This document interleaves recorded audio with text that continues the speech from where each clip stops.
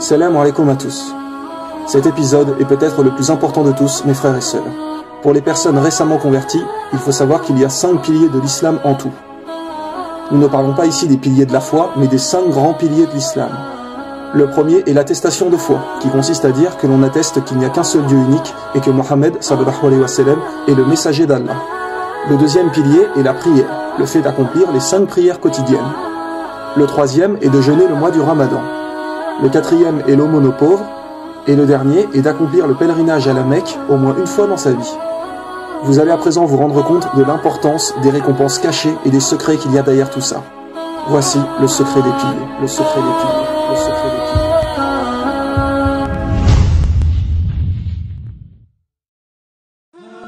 Beaucoup de gens pensent qu'une fois tournés vers l'islam, leur vie va devenir difficile, qu'ils ne seront plus libres, qu'ils ne pourront plus rien faire. Et ces fausses idées sont dues principalement à la manipulation des médias. Il est tout à fait compréhensible qu'aujourd'hui, les gens ont des mauvaises pensées de l'islam, vu les mensonges qui sont racontés à la télé. C'est quelque part tout à fait légitime pour eux d'être réticents à cette religion. Mais malheureusement, ils sont complètement endoctrinés par le système et sont à l'opposé de la vérité. Ces gens vivent dans le mensonge. L'islam insiste bien sur le fait que tout le monde est égal. Hommes, femmes, noirs, blancs, asiatiques, arabes, etc. Vous ne trouverez jamais de racisme chez les vrais musulmans. Vous pensez qu'une fois être tourné vers l'islam, vous prenez la mauvaise voie ? En vérité, vous reconnaissez l'évidence et vous ouvrez les yeux. Vous retirez le voile du mensonge qui était devant vous et devenez libre. Libre de vos choix. Libre de ne pas toujours être complètement soumis à ses désirs. De ne pas sans arrêt faire n'importe quoi et de se dire après « Oui, je fais ces bêtises, fumer, boire, etc. M'acheter des vêtements de marque parce que je vais être comme tout le monde, je veux suivre la mode. » On vous impose cela, qu'ils sortent des modes, des styles vestimentaires, qu'ils vont passer à la télé, sur des affiches. Puis ils créent des soi-disant stars, acteurs, chanteurs, etc. qui vont porter ces vêtements et vont vous faire penser que ce sont des exemples pour que vous ayez envie de faire de même. Nous sommes constamment bombardés de pubs. Le fait de justement vous imposer cela a pour but de vous donner une fausse importance.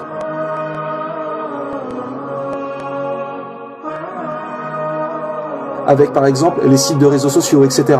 Tout le monde affiche toute sa vie sur Facebook, jusque parfois dans les moindres détails, et vous n'avez presque plus de vraie vie sociale. Les gens ne parlent plus que comme ça, par machine, de manière à ce que tout le monde s'éloigne les uns des autres. Que chacun vive enfermé dans sa bulle.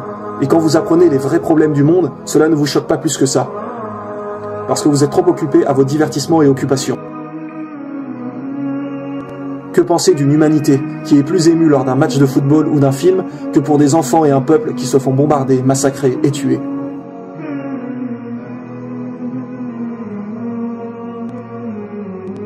Les gens vivent comme à la télé, s'habillent comme à la télé, mangent comme à la télé. Mes frères et sœurs, vous êtes la réalité, et la télé l'illusion. Vous êtes la réalité, et la télé l'illusion. Vous êtes la réalité, et la télé l'illusion. Au nom d'Allah, réveillez-vous. Au nom d'Allah, réveillez-vous. Au nom d'Allah, réveillez-vous. Sachez qu'une fois que vous mentionnez l'attestation de foi, Allah vous pardonne tous vos péchés antérieurs, car ils étaient faits quelque part par ignorance, hors de l'islam. Mais rappelez-vous que plus tôt vous vous convertirez, plus vous aurez du temps dans votre vie pour commettre des bonnes actions, aider des gens, prier, conseiller vos proches à se tourner vers l'islam. Sachez qu'aucune action n'est négligeable. Le travail d'un musulman est constant. Vous voyez une personne âgée qui a du mal à porter ses courses, aidez-la. Vous voyez une personne qui pousse sa voiture en panne dans la rue, aidez-la. Montrez le bon exemple. N'oubliez pas que nous sommes la communauté de Mohammed sallallahu alayhi wa sallam, et le prophète et ses compagnons couraient derrière les bonnes actions. Certains disaient même que s'ils ne trouvaient pas une bonne action à faire dans la journée, comme par exemple un pauvre à nourrir, etc., ils étaient tristes et avaient peur qu'Allah leur en veuille, dû au fait qu'il ne leur avait pas donné la possibilité de faire une bonne action.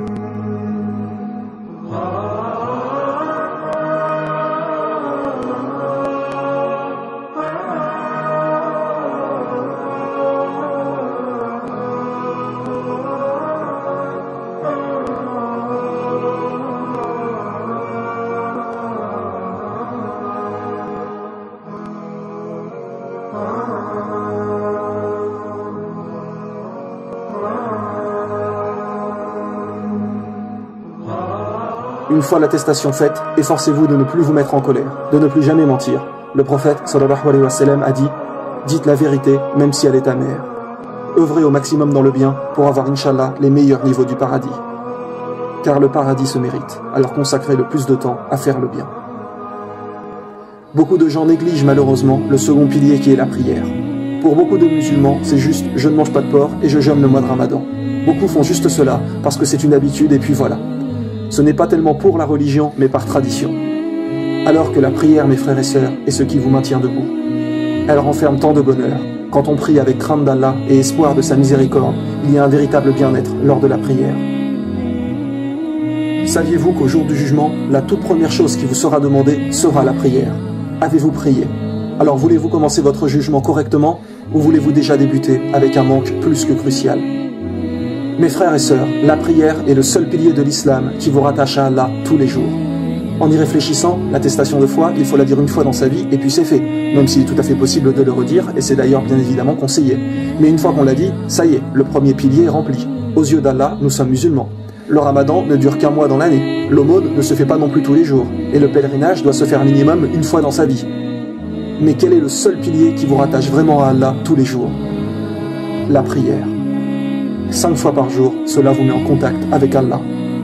Beaucoup de gens demandent « Comment puis-je ne plus commettre de péché ?» Eh bien voilà la réponse, la prière. La prière est l'acte qui vous permet de ne plus commettre de péché. Car quand on la fait 5 fois par jour assidûment, à l'heure, avec sincérité, on pense sans cesse à Allah. Et si on est vraiment sincère avec nous-mêmes, à force de prier, nous allons culpabiliser et arrêter les péchés. C'est votre vie qui doit tourner autour de la prière et non l'inverse. C'est votre vie qui doit tourner autour de la prière et non l'inverse. C'est votre vie qui doit tourner autour de la prière et non l'inverse. On doit adapter sa vie aux prières et non adapter ses prières à sa vie. Allah a dit dans le Coran, chapitre 29, verset 45, « En vérité, la prière préserve de la turpitude et du blâmable. Le rappel d'Allah est certes ce qu'il y a de plus grand. Le rappel d'Allah est certes ce qu'il y a de plus grand. Le rappel d'Allah est certes ce qu'il y a de plus grand. » Parmi les actes les plus aimés d'Allah, le prophète sallallahu alayhi wa sallam a dit que tu fasses la prière en son temps. Parce qu'en fait, cela signifie que c'est Allah qui compte le plus à vos yeux. Peu importe ce que tu es en train de faire à ce moment, tu le délaisses pour la prière. Donc, quoi qu'était ton occupation, Allah passe devant celle-ci. Allah passe devant celle-ci. Passe devant celle-ci. Beaucoup de gens, malheureusement, font leur prière sans véritable concentration. Ils voient ça comme une contrainte et essayent de la faire la plus vite possible pour s'en débarrasser. Et c'est justement pour ça qu'ils ne trouvent pas de vraie spiritualité et de plaisir. À regarder certaines personnes faire la prière, on dirait qu'ils font presque du sport, tellement ils vont vite. Et puis vous avez tendance à aller tellement vite que bien souvent vous avez encore la tête à ce que vous faisiez avant. Par exemple, vous étiez en train de jouer à un jeu précédemment, ou bien vous étiez en train de travailler, et là vous arrêtez et vous allez prier immédiatement. Et finalement, bien souvent, vous avez encore la tête au travail. Vous récitez les paroles de la prière, mais votre tête pense encore à ce qu'elle faisait avant. Souvent, lors de la prière, on est là et on se dit « Mince, j'ai oublié de faire ça » ou « Je devais appeler cette personne », etc. Et finalement, votre esprit n'est pas du tout concentré sur ce qu'il fait. Voici un conseil, mes frères et sœurs, qui peut peut-être vous aider pour être plus concentré. Attention, cela n'est pas du tout une obligation, ce n'est simplement qu'un conseil. Donc, quand vous arrêtez votre occupation pour aller prier, eh bien, arrêtez-vous 2 minutes plus tôt et essayez de vider un peu votre esprit, de manière à évacuer les pensées qui vont vous perturber lors de votre prière. Quand vous la commencez, la première chose que l'on dit est « Allahu Akbar », qui veut dire « Allah est le plus grand ». Allah est le plus grand. Cela veut dire qu'Allah est plus grand que votre travail, plus grand que vos occupations, plus grand que vos problèmes, que quoi que ce soit que vous ayez en tête. Donc ça y est, à partir de maintenant, vous êtes dans votre prière. Vous devez faire abstraction de tout ce qu'il y a autour de vous, comme si vous rentriez un peu dans une sphère invisible qui vous écarte du monde actuel. Et une fois votre prière finie, vous vous rebranchez et revenez à votre vie. Mais pendant ces 5 minutes de prière, il n'y a plus que vous et Allah. Il n'y a plus que vous et Allah. Essayez également au maximum quand vous priez de vous isoler. Fermez la porte de la pièce de manière à ne pas être gêné par les bruits extérieurs, etc. Car quand la concentration est vraiment là, la prière prend un tout autre aspect et devient vraiment incroyable. Vous ressentirez que vous réalisez vraiment votre devoir envers Allah, et vous aurez une réelle satisfaction d'avoir accompli cela. C'est une quiétude pour l'esprit. Et sincèrement, une prière ne dure que 5 minutes, alors soyons concentrés, au moins ces 5 minutes. Allah ne mérite-t-il pas cela? Malheureusement aussi, beaucoup de gens ne font pas trop leur prière à l'heure et se retrouvent le soir à devoir faire les 5 prières en même temps. Alors forcément, avec la fatigue, vous n'avez aucune motivation et vous allez bâcler vos prières. Et comment voulez-vous apprécier après? Vous allez avoir l'impression que celle-ci est une véritable contrainte. Et au fil du temps, vous risquez de ne plus supporter et de délaisser la prière. Si vous en avez la volonté, n'hésitez pas également à faire des prières supplémentaires. Car au jour du jugement, Allah demandera aux serviteurs « Voyons les prières supplémentaires ». Et celles-ci rattraperont peut-être les prières obligatoires qui ont été négligées et faites rapidement. Donc, tout acte supplémentaire, cachez-le. Que ce soit une aumône, aider quelqu'un, une prière, ne le dites à personne. Ne vous vantez surtout pas. Le musulman pieux est quelqu'un de humble qui n'a pas d'orgueil et de fierté dans le cœur. Faites vos actions pour Allah et uniquement pour lui. Mes frères et sœurs, qui était la meilleure personne pour nous donner un conseil en religion? C'était bien évidemment le prophète, sallallahu alayhi wa sallam, car c'est lui qui a reçu la révélation. Et le prophète nous a bien dit: je vous en conjure, ne délaissez pas la prière. Je vous en conjure, ne délaissez pas la prière. Je vous en conjure, ne délaissez pas la prière. Par là, il faut comprendre qu'il a déclaré: je vous en supplie, je vous en conjure, n'abandonnez pas la prière. Comme si c'était peut-être celle-ci qui nous sauverait de l'enfer. Car comme il a été dit, la prière est le seul pilier qui tous les jours nous relie à Allah. Le prophète, sallallahu alayhi wa sallam, a dit: une fois là-haut, aucun musulman ne voudra revenir sur terre, sauf pour prier plus. Donc la chose pour laquelle on aurait envie de revenir serait de faire une prière supplémentaire. Alors mes frères et sœurs, ne négligez jamais une prière. Sachez aussi qu'à chaque fois que vous vous prosternez lors de votre prière, vous perdez des péchés.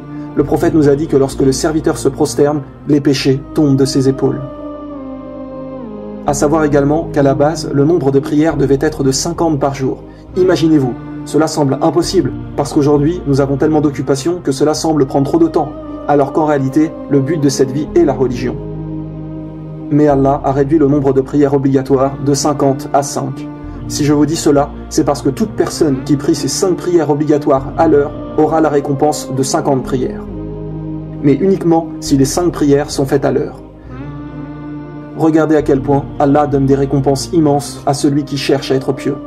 Donc vraiment, comme le meilleur des hommes l'a dit, je vous en conjure, ne délaissez pas la prière. Elle était aussi la dernière action recommandée par le messager d'Allah avant sa mort.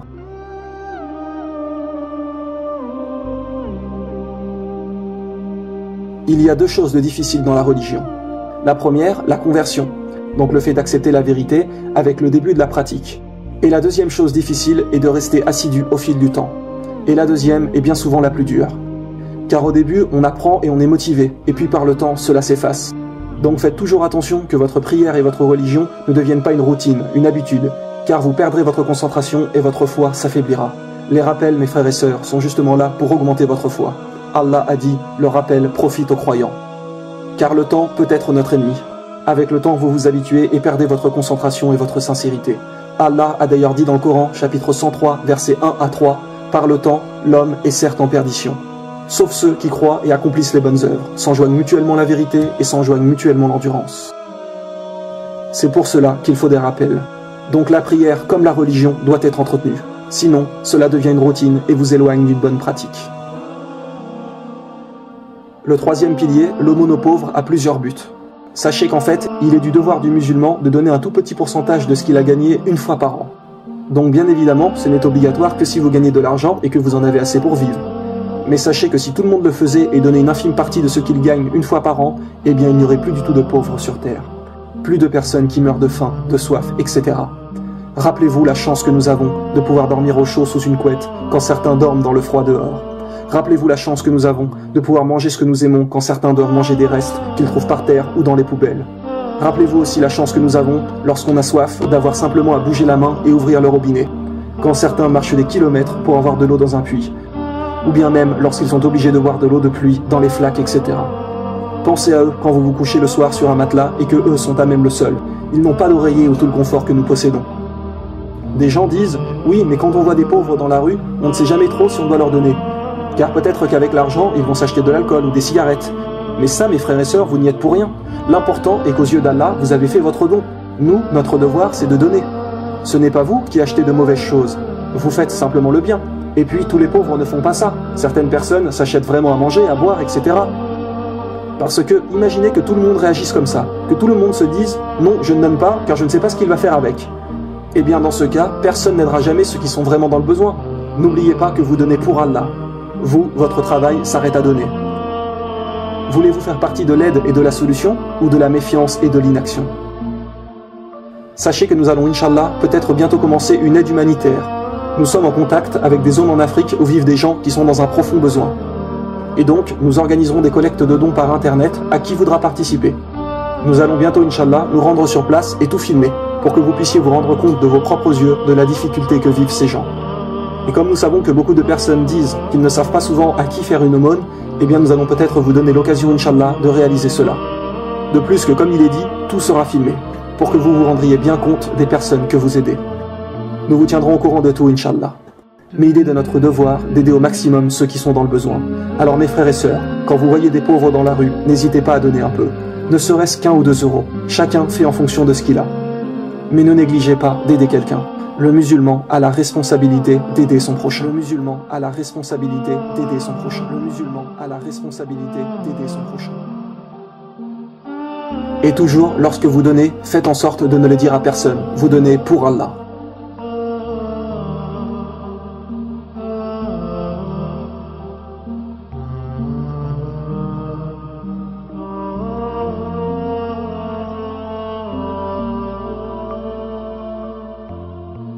Sachez que l'aumône éloigne de l'avarice, car quand on s'habitue à donner un petit peu de temps en temps, notre cœur se détache donc de vouloir toujours tout garder pour soi. Et le fait de donner aux pauvres nous lave des péchés. Le prophète Mohammed sallallahu alayhi wa sallam a dit « L'aumône éteint les péchés comme l'eau éteint le feu. L'aumône éteint les péchés comme l'eau éteint le feu. L'aumône éteint les péchés comme l'eau éteint le feu. » Le 4e pilier, le ramadan, consiste donc bien évidemment à se retenir de manger, de boire et d'avoir des relations sexuelles à partir de la première prière jusqu'au coucher du soleil. Comme il a été expliqué dans l'épisode 4 de la saison 1, le ramadan est excellent pour la santé. Celui-ci repose le corps et lui permet de se débarrasser plus facilement de ses déchets. Cela désencrasse l'estomac, les intestins, le foie, etc. Il faut savoir aussi que nous ne nous privons pas uniquement pour nous-mêmes, mais pour Allah. Nous nous privons aussi pour lui. C'est le fait de lui montrer que nous sommes capables de nous retenir, d'avoir un réel combat contre nos passions. Cela apprend donc à ceux qui ont du mal à se retenir des relations sexuelles illicites que cela est tout à fait possible. Le but du ramadan est de réaugmenter votre foi et de vous rapprocher d'Allah. Ceux qui ne voient dans le ramadan qu'une difficulté n'ont malheureusement pas saisi la chance qu'est le ramadan et les récompenses qui s'y cachent. Le prophète a déclaré qu'Allah lui-même a dit « Le jeûne est pour moi et je donne une récompense pour cela. Un homme abandonne sa passion sexuelle, sa nourriture et sa boisson par amour pour moi. » Le prophète sallallahu alayhi wa sallam a également dit que le jeûne est un bouclier contre l'enfer. Mes frères et sœurs, comprenez bien ces mots. À quoi sert un bouclier? À se protéger, non? Donc jeûner vous protège de l'enfer. Jeûner vous protège de l'enfer. Rappelez-vous aussi de l'épisode que nous avons fait sur la vie après la mort, qui est un des 2 bonus de la saison 1. Rappelez-vous qu'il y a une des portes du paradis qui est uniquement destinée aux jeûneurs. Imaginez-vous là-haut et regardez devant vous des gens y rentrer et avoir une récompense inimaginable, tandis que vous n'y rentrez pas. Tout ça parce que vous avez été trop faible, trop soumis à vos désirs physiques, et donc que vous n'avez pas jeûné. Perdre cette immense récompense juste pour ça, parce que vos passions ont pris le dessus sur votre raison. Parce que vos passions ont pris le dessus sur votre raison. Rappelez-vous la différence entre les animaux et l'homme. Nous avons l'intelligence, alors ne nous comportons pas comme des animaux à suivre ses instincts. Rappelez-vous de la comparaison qu'Allah nous a donnée. Il nous est expliqué que l'être humain peut être mieux qu'un ange ou pire qu'un animal.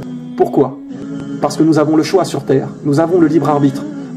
Un ange, lui, est obligé d'obéir à Allah, il ne peut faire du mal. Et un animal, lui, suivra toujours son instinct. Il ne changera pas dans sa tête. Il est plus ou moins programmé comme cela et ne change pas. Donc un homme qui suit sans cesse ses passions sans réfléchir est pire qu'un animal, car il avait la possibilité de réfléchir, mais ne l'a pas fait. Par contre, s'il se contrôle et ne se livre pas à tous ses désirs, alors il sera meilleur qu'un ange, car il avait la possibilité de faire du mal, contrairement à un ange, mais s'est retenu et ne l'a pas fait. Mes frères et sœurs, voulez-vous au jour du jugement, aux yeux d'Allah, être meilleur qu'un ange? Prouvez à Allah que vous vous contrôlez et que vous êtes maître de vous-même. Vraiment, pour l'amour d'Allah, cessez une bonne fois pour toutes les relations illicites, l'alcool, la cigarette, les boîtes de nuit, les jeux d'argent, les insultes, le non-respect aux proches, etc. Changez et restez définitivement sur la voie du meilleur des hommes, Mohammed sallallahu alayhi wa sallam. Suivez sa sunna, son exemple de vie. Quand quelqu'un jeûne sincèrement par amour pour Allah, le ramadan ne lui semble pas si difficile. Et pour répondre à toutes les personnes qui disent que ce n'est pas bien, car quand on est malade, on ne peut pas prendre de médicaments, etc., sachez bien qu'il ne faut pas jeûner lorsque l'on est malade. Le jeûne n'est obligatoire que lorsque nous sommes en condition de le faire. Allah nous a bien évidemment permis de rompre le jeûne lorsqu'on ne se sent pas bien, que l'on est malade, etc.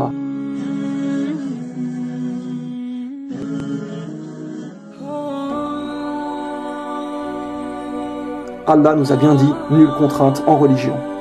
Il est également dit dans le Coran, chapitre 2, verset 185, « Allah veut pour vous la facilité, il ne veut pas la difficulté pour vous ».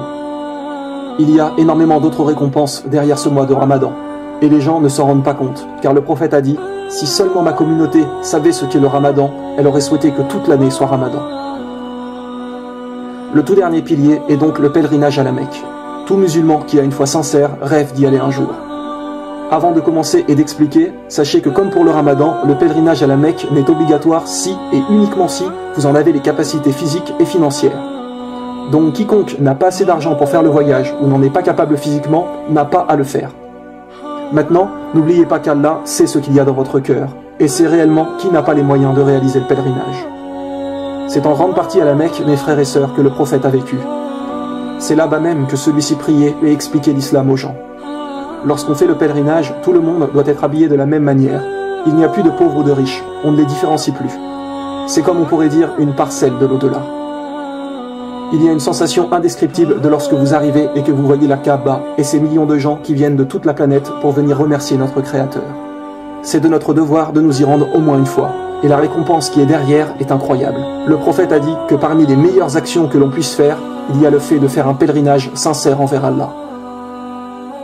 Attention, écoutez bien mes frères et sœurs. Le prophète sallallahu alayhi wa sallam a dit « Le pèlerinage sincère n'a d'autre récompense que le paradis. »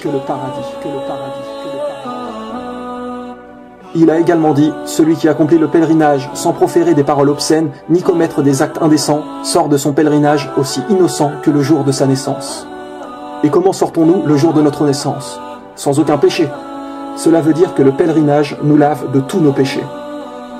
Maintenant attention, sachez qu'Allah ne donne pas forcément l'occasion à tout le monde d'aller au pèlerinage. C'est quelque chose qui se mérite, et ces récompenses ne sont valables qu'à ceux qui sont bien évidemment sincères dans leur foi. Pas à ceux qui viennent réaliser leur pèlerinage en vitesse, sans concentration, et repartent dans leur pays recommencer leurs péchés. Mais il y a là-bas la sensation d'être égal avec tout le monde. Plus de fierté et de richesse, tout le monde est là pour prier envers notre Créateur. La Kaaba est considérée comme la maison sacrée. Ne perdez surtout pas l'occasion d'y aller si vous en avez la possibilité.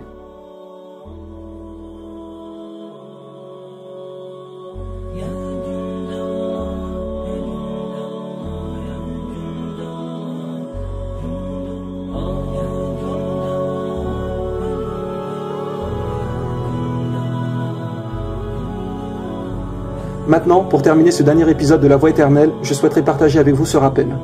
Allah dit dans le Coran, chapitre 8, verset 21, « Et ne soyez pas comme ceux qui disent « Nous avons entendu » alors qu'ils n'entendent pas. » Allah parle dans ce verset de l'action d'écouter. Ne soyez pas comme ceux qui disent « Nous avons entendu » alors qu'ils n'entendent pas. Ce verset a une profonde implication sur le genre d'auditeurs que nous sommes. De nos jours, nous regardons les médias, nous écoutons de la musique, pendant que parfois nos parents nous parlent. Nous recevons plusieurs informations en même temps sans vraiment prêter attention à l'une d'elles. Beaucoup de gens des fois écoutent un rappel religieux tout en regardant leur portable, envoyant des SMS, allant sur Facebook. Vous n'écoutez qu'à moitié. Nous devons devenir des gens qui prêtons toute notre attention, surtout lorsqu'il s'agit d'un rappel sur l'islam. À l'école, le prof va parfois dire « Éteins ton téléphone, concentre-toi, écoute ». Cela pour avoir une meilleure compréhension. Mais l'important dans tout ça, c'est qu'entendre ne veut pas forcément dire écouter. Quand vous regardez nos vidéos, vous entendez certes, mais écoutez-vous vraiment? Quand vous écoutez vraiment, cela veut dire que vous avez pris le conseil qui vous a été donné. L'avez-vous appliqué dans votre vie? Y a-t-il eu du changement, vous comprenez? Entendre ne veut pas forcément dire écouter. Donc parfois, lorsqu'on vous donne un conseil, ne soyez pas de ceux qui disent « Oui, oui, je sais, j'ai déjà entendu », mais cela n'a en fait rien changé en vous. Lorsqu'un policier vous dit de faire quelque chose, vous le faites. Lorsqu'un docteur vous dit « Prenez ces médicaments, sinon vous ne guérirez pas », vous le faites. Vous entendez et vous mettez en pratique. Là, vous écoutez votre médecin. Et ça, c'est important, mes frères et sœurs. Il y a une immense différence entre savoir et agir en tant que tel. Oui, vous savez des choses, mais agissez-vous en fonction. Quand des fois on vous dit « écoutez ces paroles », ok, vous les écoutez.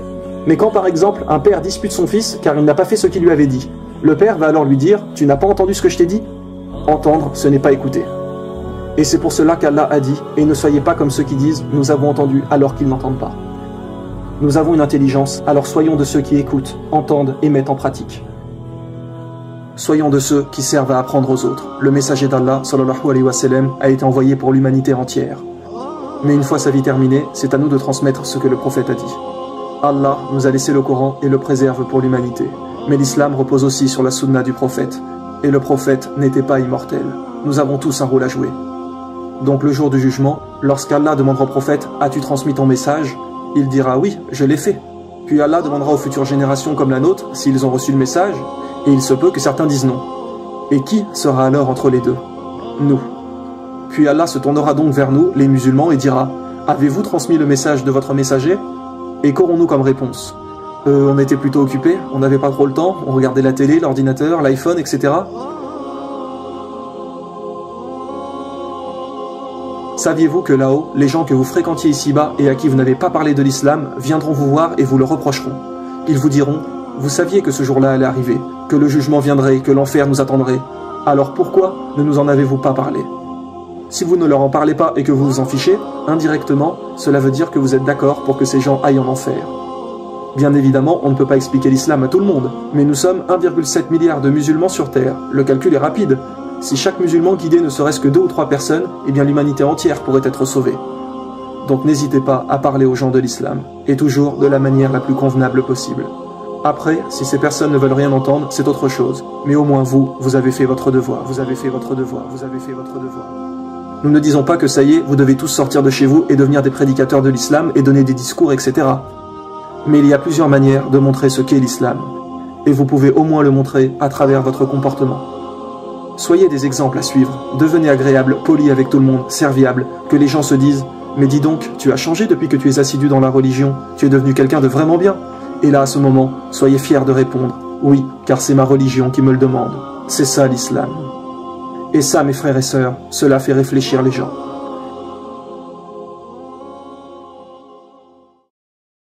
Nous espérons que cette 3e saison vous a été utile et que suite à cela, votre comportement s'améliorera et que vous délaisserez sincèrement les péchés. Rappelez-vous que le bon comportement est la priorité du musulman. On a demandé au prophète, sallallahu alayhi wa sallam, qu'est-ce qui fait le plus accéder au paradis?